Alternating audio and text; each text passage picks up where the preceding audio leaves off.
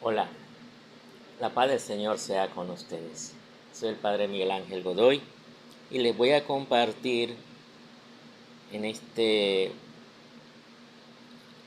curso, podríamos decir, sobre la batalla cultural y espiritual.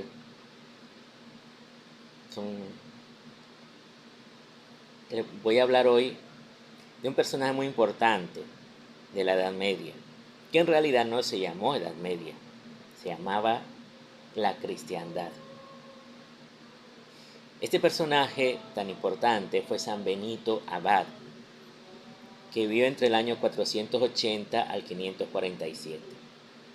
Él nació en el año 480 en Nurcia, 4 años después de que Rómulo Augusto fue depuesto por Odoacro, quien se puso al servicio del emperador bizantino Zenón. Posteriormente se rebela contra el emperador, pero vendrá el ostrogodo Teodorico, criado en la corte bizantina, quien vence a Odoacro y lo mata en el 493. Así Teodorico se convierte en gobernante de Italia, regente de Hispania y patricio del imperio. En el año 496, Benito llega a Roma para sus estudios superiores de filosofía y posiblemente derecho. Recordemos que los estudios básicos llamados artes liberales se dividían en el trivium y quadrivium. Trivium comprendía gramática, dialéctica, o sea, la lógica básica, y retórica, que era la oratoria. El quadrivium comprendía la aritmética, la geometría, música y astronomía. La filosofía comprendía física, lógica y ética. Se les decía artes liberales porque las podían hacer los hombres libres, no los esclavos. Pero en el año 500 abandona sus estudios, pues en ese caos político la civilización romana va cayendo en caos moral. Entonces se retira a Subiaco, a donde vive unos 3 años de eremita. De un monasterio le piden ser abad y va un tiempo, pero fue muy estricto y lo intentaron matar. Por eso se regresa a Subiaco. Ahí surgen vocaciones y él llega a organizar hasta 12 monasterios. Pero surge la envidia clerical de los curas vecinos y entonces se marcha a Montecassino.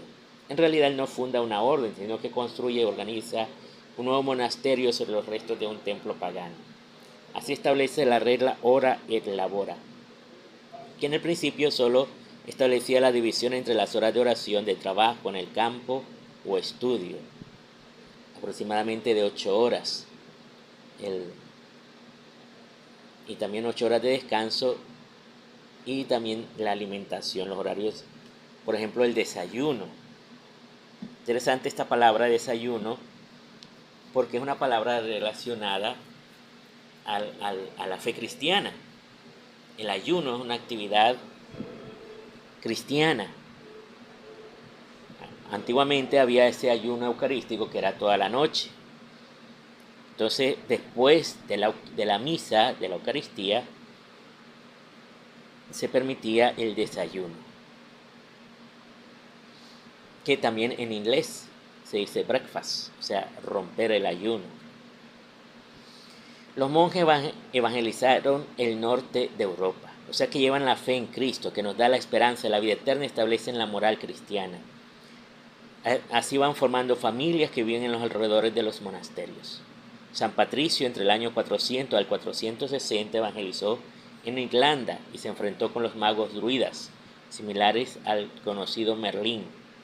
San Bonifacio, por su parte, que vivió entre el 680 al 754, evangelizó Alemania, eliminó el culto a Thor, al cual se hacían sacrificios humanos, especialmente de niños y niñas.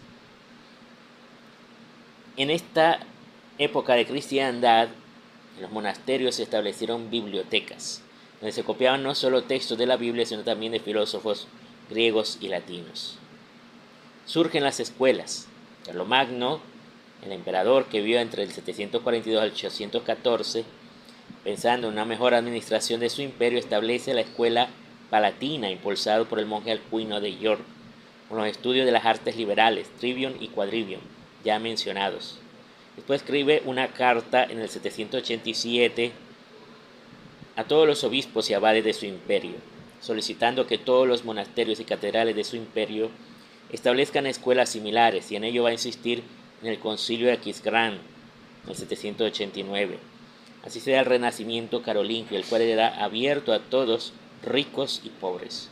Pero normalmente los ricos tenían tiempo libre y los pobres no, por lo cual generalmente los pobres no tenían el tiempo para entrar en la escuela. Las universidades nacieron de las escuelas catedralicias y monásticas, primero con el nombre de Studium Generale, porque se recibía estudiantes de todas partes, no solo clérigos. Las universidades se constituyen como gremios de estudiantes y maestros autorizados con documentos papales. Eran grupos de estudiantes que contrataban maestros para que les enseñaran el trivium y el quadrivium. Los estudios superiores podían ser de teología, derecho o medicina. La filosofía iba incluida en cualquiera de estos tres. El rector de la universitas, en algunas partes fue un estudiante, en otras partes era un maestro. Los hospitales también nacen en los monasterios. Se diferenciaba entre hospitales para pobres, hospedería para ricos y enfermería para los monjes. Empleaban textos antiguos, griegos, pero también había textos de medicina con plantas. También surge en ese tiempo el sistema electoral entre los monjes. ¿Por qué los monjes traían esta novedad? Los monasterios, traían esta novedad. El abad era elegido por los monjes en total libertad. Recordemos que los reyes se imponían por la fuerza y los obispos y sacerdotes llegan a hacerlo por un llamado de Dios. La música también tiene su impulso en la iglesia. Se inicia con una melodía sencilla que se llamaría gregoriano. Después se preguntaron cómo sería el canto de los ángeles en el cielo. Como dice el Apocalipsis, se inventaron la polifonía. Los cantos además se llevaban de un lado a otro. Y para facilitar al monje benedictino Guido de Arezzo, inventó el sistema de escritura en el tetragrama, que después evoluciona al pentagrama para ubicar las notas musicales, sonidos de diferente altura. La evolución del término cristiandad en referencia a la cosa cristiana, Christianitas, irá adquiriendo un sentido social y espacial, sobre todo a partir del siglo IX. Será en la época carolingia cuando tomará un indiscutido sentido político, y ocurrirá durante el papado de Juan VIII. Hasta su disolución en el 1312, la Orden de los Templarios fue la principal entidad financiera del mundo. Fue una orden religiosa fundada en 1118 o 1119 por caballeros franceses tras la Primera Cruzada, para proteger a los peregrinos que entonces empezaron a ir a visitar Jerusalén desde todas las partes de Europa. Se trataba de una peregrinación de élite que exigía no poca financiación, que implicaba no pocos riesgos. Para mitigar los riesgos, desarrollaron una serie de, sucursales por Europa. Por ejemplo, en Londres, en la Temple Church, los peregrinos podían depositar los fondos para su aventura a cambio de una carta de crédito que les permitía el correspondiente desembolso en cualquiera de las otras, oficinas. Roger Bacon, entre 1220 y 1292, fraile franciscano, fue uno de los primeros pensadores que propuso el moderno método científico. Y también tenemos a Nicolás Copérnico, que fue el primero que propuso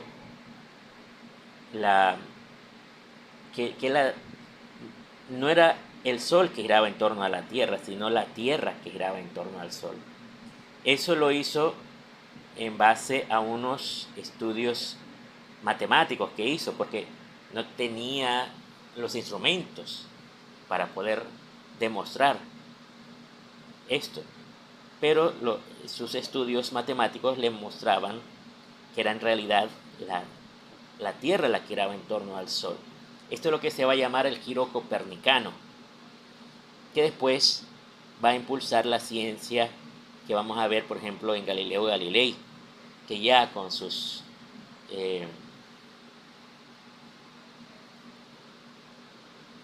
instrumentos adecuados ya pudo ver mejor la posición de los planetas y comprobar de una mejor manera lo que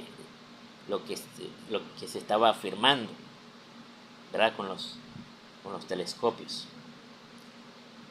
Por eso bendigamos al Señor por todo esto que viene suscitando dentro de la iglesia en favor de no solo de los cristianos, sino de toda la humanidad.